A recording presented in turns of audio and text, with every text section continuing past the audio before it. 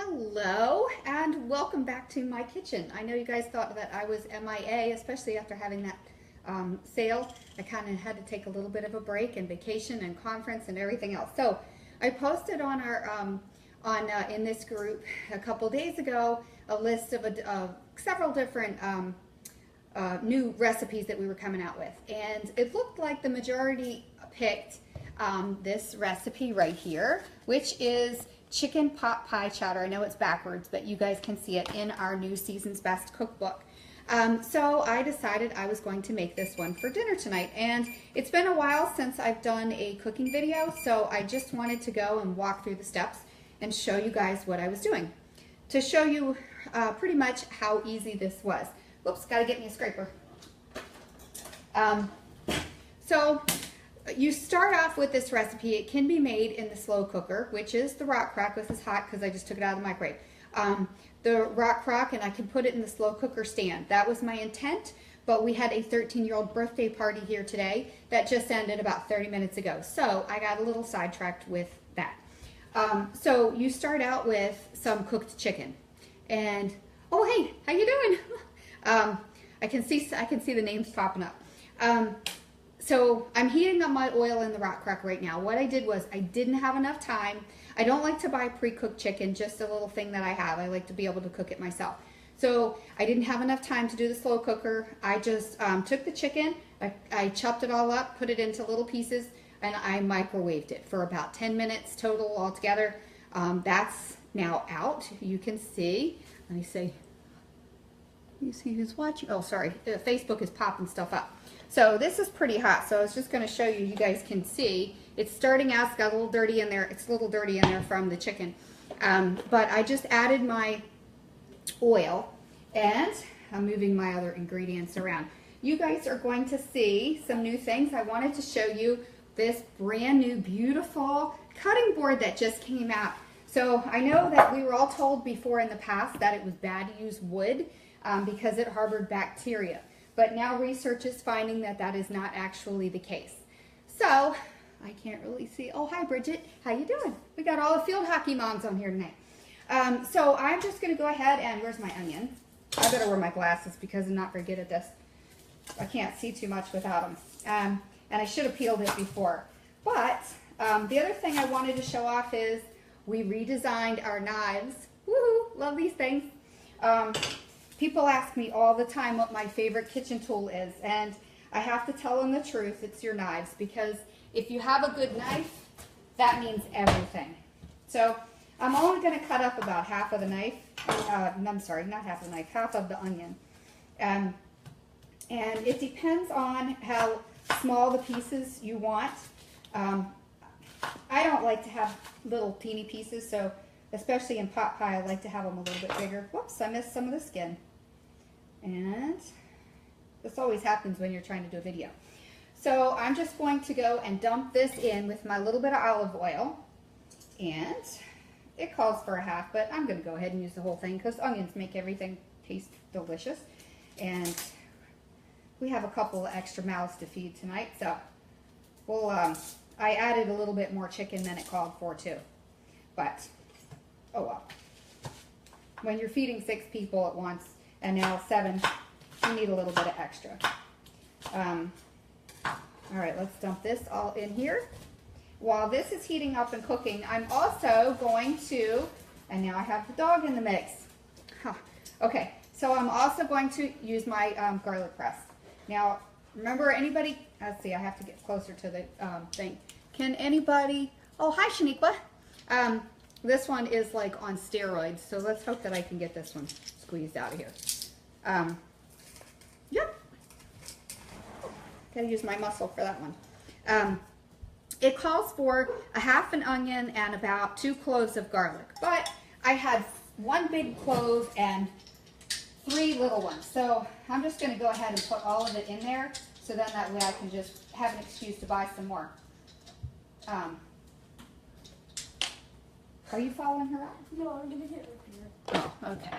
You're in the camera. Say hi. I gotta do that every time. It's fun to embarrass your kids. All right. I think that's all. I'm just gonna leave it at that for now. All right, and I'm just gonna go ahead and cook this for, oh hey Christy, how you doing? I'm just gonna cook this. It's cooking over like a medium heat for a couple of minutes. Once that's finished, I am going to, let's see, what's it? It tells you to take the onion and chop it up in the manual food processor, but I like them a little bit chunkier, and now I'm starting to cry from the onions, which wouldn't have done that if I'd used the manual food processor, but I was being a little bit lazy. So all right, once I cook that for about 3 to 5 minutes, then I'm going to, let's see, oh, I'm just going to sprinkle the flour and add the vegetables. Let me get my vegetables out. And I forgot about that. So it calls for 1 bag of just mixed vegetables, frozen mixed vegetables.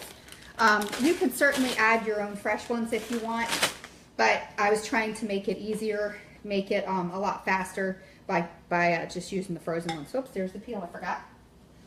And I can't even see the screen. My eyes are watering so bad. Oh, hi, Tammy. hopefully everybody can see and hear what I'm saying. Like I said, I forgot to take the peel off of some of them. Once this is finished cooking for a couple of, oh gosh.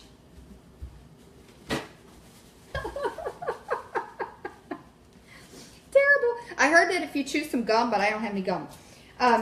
So once this is finished cooking for a few minutes, I'm going to sprinkle it with my flour. It's just a 1/4 cup of flour, and kind of mix it all together, get it nice and thick, and then I'm going to add the vegetables in.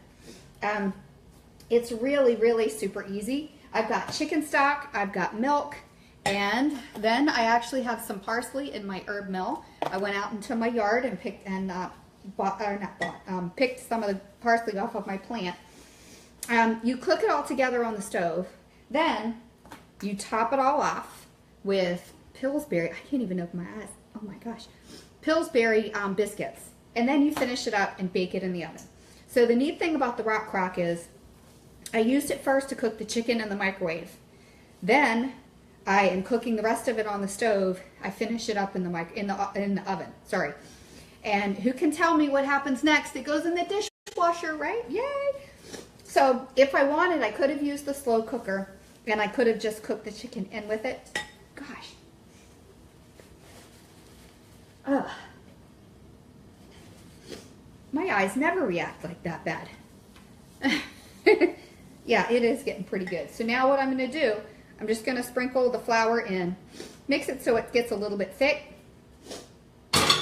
Let's see, I have to make sure I have my recipe on here right. Sprinkle the flour over the vegetables and stir coat, which I'm going to see if I can fit all the vegetables in. So, and have 2 bags instead of 1. Because like I said, I'm trying to cook for a little bit. Yeah, I'll put both of them. They're pretty small bags. You can use any type of vegetables that you want.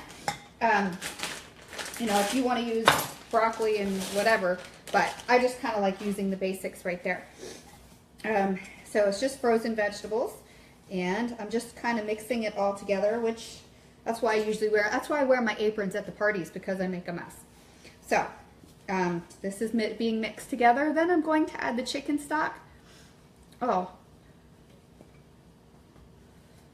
wait a minute. I think I read this wrong. Oh, cook for 1 minute. Let's see, add the chicken stock. I got to get another measuring cup. Because I wasn't paying attention when I was doing it. I was too busy watching the video and trying to help out. Okay, so now that I've got this mixed up, the chicken stock is going to tell me I've got, let me see, 2 cups of chicken stock. Which is it low, and it's unsalted. Trying to watch a little bit what we eat. We're going to add salt and pepper to it anyway, so really don't need the extra salt in there. All right. 1 cup. Wait till I pour the pepper in there. That's going to really mess my eyes. I can't believe it's this quiet in the house. It hasn't been quiet all day long. It hasn't been quiet all summer, which is why I really haven't been able to do a video. All right, so now we have to do the chicken stock, the salt and pepper, and we're going to increase the temperature on there. And I'm cheating. I don't use the measuring cup or measuring spoons for the salt. I'm just adding what I want in there and kind of eyeballing it. Like I said, it's much easier to eyeball it when you're cooking. It's harder to do that. I know, Christy, you will disagree, but it is harder to eyeball it when you are baking. So I am cooking this, letting it come to a boil so that it gets nice and thick. That flour in there thickens up with the juices. Then all I'm going to be doing is adding the chicken and the, let's see, the milk and the chicken and the herbs. And then I'm going to lay the biscuits on top and stick it in the oven for about 12 to 15 minutes. So that's basically, it's basically all cooked. It's just cooking the biscuits on top. So I'm going to show off a finished product when I'm done so I don't keep you guys any longer. Actually, no, wait a second. I'm going to go do this because I want to show you guys the herb mill. Okay, this was the little gadget that came out, I believe in the spring. I think in the spring. And I put in here, you can see in here that there's some herbs in there. It was parsley and some oregano. I just kind of grabbed what I could. There's a little ceramic ball in there. That little ball helps, see, look, and then you just kind of, the ball helps to weight down the herbs. So can you guys see it? Yep. That way I don't have to worry about using a knife. I can just grind it up through there. And it grinds it up in small enough pieces that you don't have to worry about it. It works great for basil. I've used basil, oregano, and parsley in there. I haven't used any other herbs, but it is pretty helpful when you've got a whole bunch to grate up. And there is almost done. You got to get the ball on top of it because that pushes it down. And 2 more pieces, and there we're done. Okay, so I wonder if you guys can see this. Let me see. Woohoo! Looks awful nice. I'm just getting it a little bit thick before I add the chicken. And like I said, put the biscuits on top and have to wait about 15 minutes. So enjoy. I will be glad to answer any questions if anybody has any. And I will be, I'd also like to be able to do some of these online cooking classes. I was thinking about it. Another consultant friend of mine has been doing this.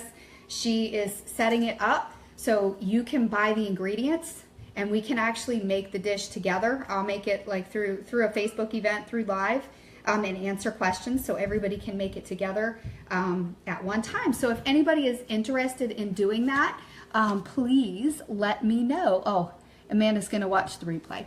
Okay, so, and I'll post the picture of it when I'm finished. Just remember, this is in our Season's Best cookbook. It's $2. It's one of the best things that we sell. Oops, there's another peel I forgot to pull up. All right, well, thank you and enjoy dinner. I know I will.